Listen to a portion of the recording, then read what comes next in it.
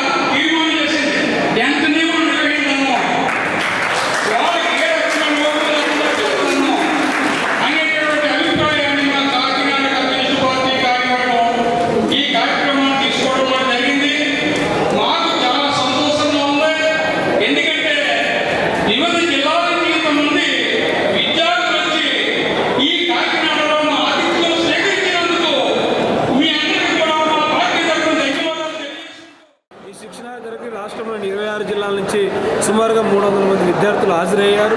వివిధ అంశాల మీద, సామాజిక పరిస్థితుల మీద, విద్యారంగంలో వస్తున్న మార్పుల మీద, యువతకి వస్తున్న నిరుద్యోగ అంశాల మీద, అదేవిధంగా సమాజంలో మనం రాబోయే రోజుల్లో ఈ మార్పు కోసం ఏం చేయాలి అనేక అంశాల మీద కూడా, ఈ మొత్తం మూఢనమ్మకాలు ఇలాంటి అనేక అంశాల మీద కూడా ఈరోజు గత 3 రోజులుగా వివిధ జిల్లాల నుంచి ప్రొఫెసర్స్, నిష్ణాతులైన ఆ రంగాల్లో వాళ్ళు కూడా వచ్చి బోధించడం జరిగింది. ప్రధానంగా ఈ రాష్ట్రంలో విద్యారంగం గత 5 సంవత్సరాలుగా కుంటుపడింది.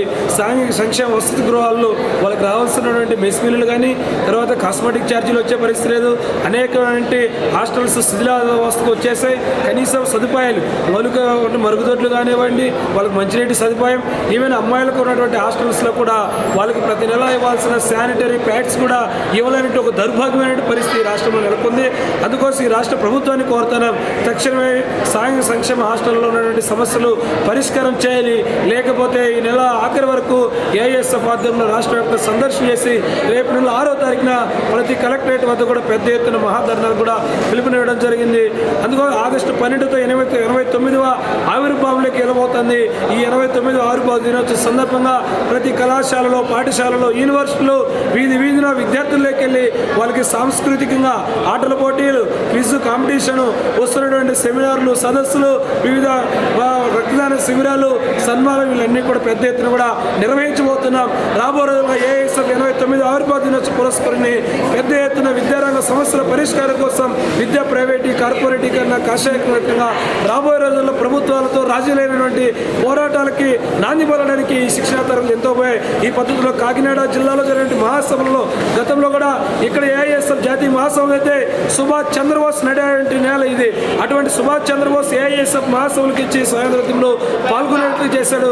ఇదే కాకినాడ మరొకసారి మరో స్వాతంత్ర ఉద్యమానికి రాష్ట్రంలో, దేశంలో జరుగుతున్న విద్యారంగ మార్పుల మీద పోరాటానికి ఈ శిక్షణా తరగతులు ఉపయోగపడతాయని కూడా ఆ సందర్భంగా తెలియజేస్తా ఉన్నాను.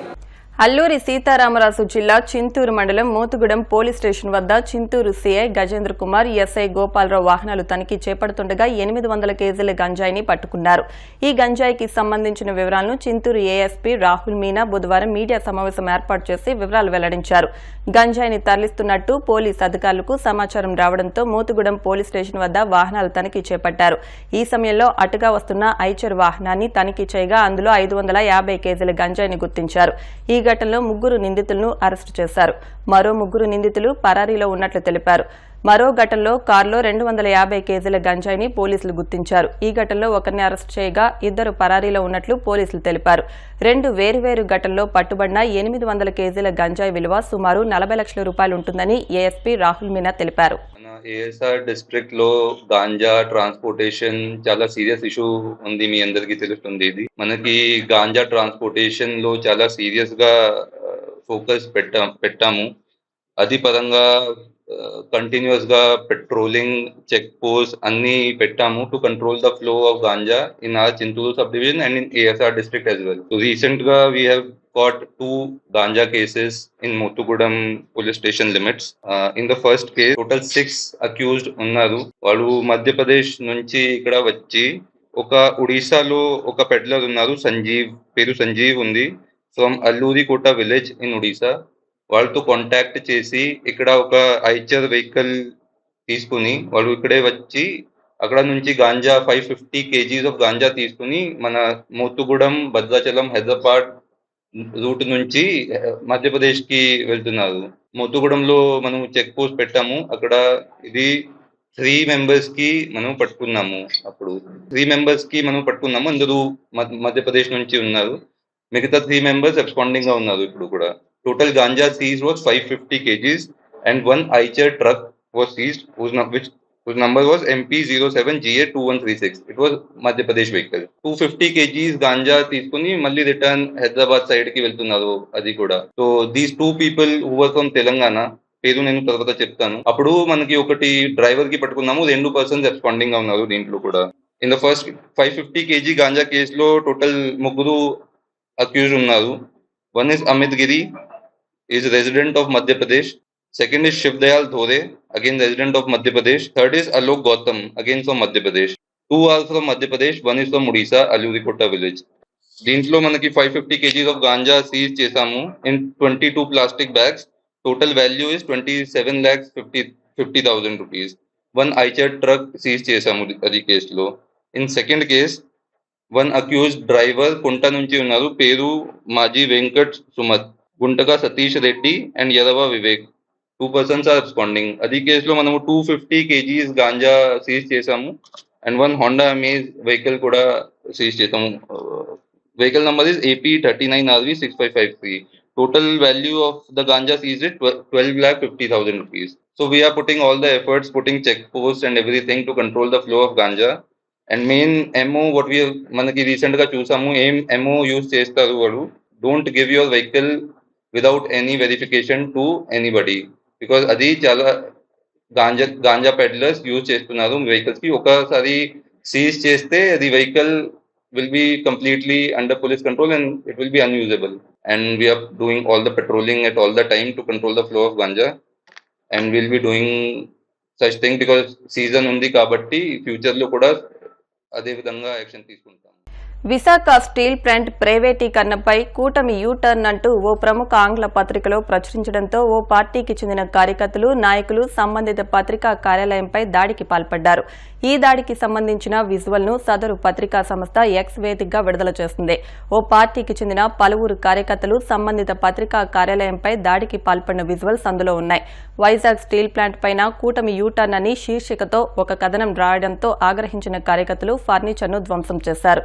డెక్కన్ క్రానికల్ కార్యాలయంపై జరిగిన దాడి విషయంలో మాజీ సీఎం జగన్ స్పందిస్తూ ఇది పిరికిపంద చర్యగా ఖండిస్తూ ట్విట్టర్లో ఓ పోస్టుని షేర్ చేశారు. ఈ విషయంపై ఆంధ్రప్రదేశ్ సీఎం బాధ్యత వహించాలంటూ మాజీ సీఎం జగన్ పేర్కొన్నారు. భారత రాష్ట్రపతి ద్రౌపది ముర్ము సరికొత్తగా బ్యాడ్మింటన్ ఆడుతూ కనిపించారు. రాష్ట్రపతి భవన్లో బుధవారం సాయంత్రం స్టార్ బ్యాడ్మింటన్ క్రీడాకారిణి సైనా నెహ్వాల్తో ద్రౌపది ముర్ము సరదాగా బ్యాడ్మింటన్ ఆడారు. అందుకు సంబంధించిన వీడియో ప్రస్తుతం సోషల్ మీడియాలో వైరల్ అవుతుంది.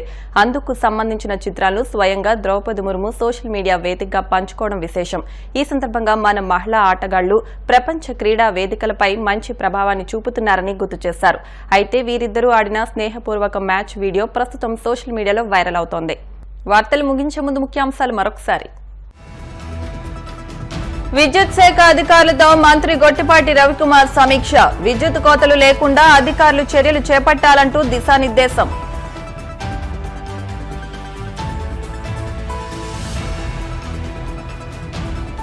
టిట్కో గృహాల లబ్ధిదారులపై కాకినాడ కలెక్టర్ షాన్మోహన్ సగిలి సమీక్ష. రుణాలు, రికవరీలకు సంబంధించిన వివరాలపై ఆరా.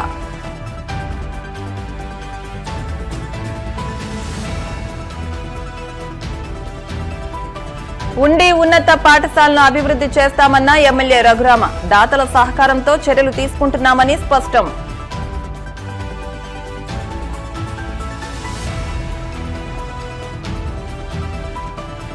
చింతూరు మండలం మోతుగూడెం పోలీసుల వాహన తనిఖీలు వేరువేరుగా 2 వాహనాల్లో 800 కేజీల గంజాయి గుర్తింపు. ఈ వార్తలు ఇంతటితో సమాప్తం. మరిన్ని వార్తల కోసం BCN digital YouTube channel, Facebook page ను ఫాలో అవ్వండి. అప్డేట్ వార్తల కోసం ప్లీజ్ సబ్స్క్రైబ్.